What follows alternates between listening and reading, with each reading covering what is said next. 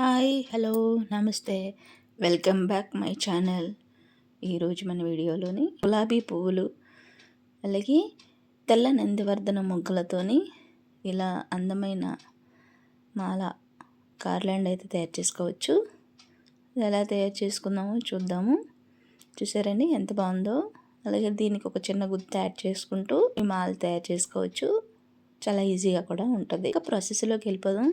దీనికోసం ఇలాగా red roses అవైలబుల్గా ఉంటాయి కదా మార్కెట్లో, అవి ఒక పావు కేజీ పడతాయి. అలాగే మొగ్గలు ఇవి కూడా నందివర్ధనం మొగ్గలు కూడా మార్కెట్లో అవైలబుల్గా ఉన్నాయండి. ఇప్పుడు మొగ్గలు దొరుకుతున్నాయి, అవి కూడా ఒక పావు కేజీ. అలాగే సూది దారం ఎక్కించి సూది దారం తీసుకొని 2 పొరలు వేసి నాటేసుకోండి.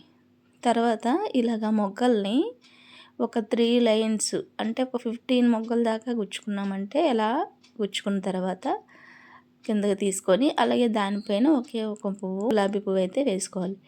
మళ్ళీ దానిపైన మళ్ళీ అలాగే వర్ధన మొగ్గలు ఇలాగా రౌండ్గా వచ్చేలాగా గుచ్చుకోవాలి. వన్ సైడ్ కాకుండా ఇలా రౌండ్గా వస్తే చుట్టూ కూడా మొగ్గలు ముచ్చేలాగా మనకి చాలా బాగుంటుంది.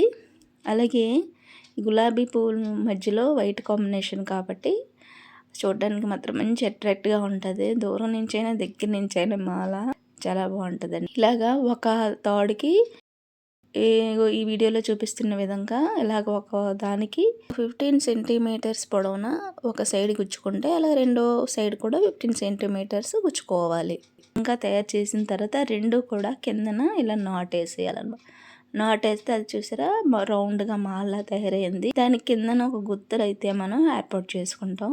గుత్తికి సేమ్ అవే తెల్ల మొగ్గలే తీసుకొని వాటి కాళ్ళన్నీ తీసి పడేయండి. అలాగే ఒక మీరు 3 అయినా వేసుకోవచ్చు, 5 అయినా వేసుకోవచ్చు, 7 అయినా వేసుకోవచ్చు. నేను 3 వేసాను. 3 గులాబీ పువ్వులు తీసుకోండి. దాని కాడకి ఇలా దారంతో నాటేసేయండి. ఎందుకంటే ఈ పువ్వులో నుంచి ఆ కాడని ఇలా మనం బయటికి తీస్తే పువ్వు కది కిందన పడిపోకుండా అందంగా ఉంటుంది. అలా మనం నాటేసుకున్న తర్వాత దాని మీద ముందు మనం ఒక 5 మొగ్గలు దాకా గుచ్చుకోండి.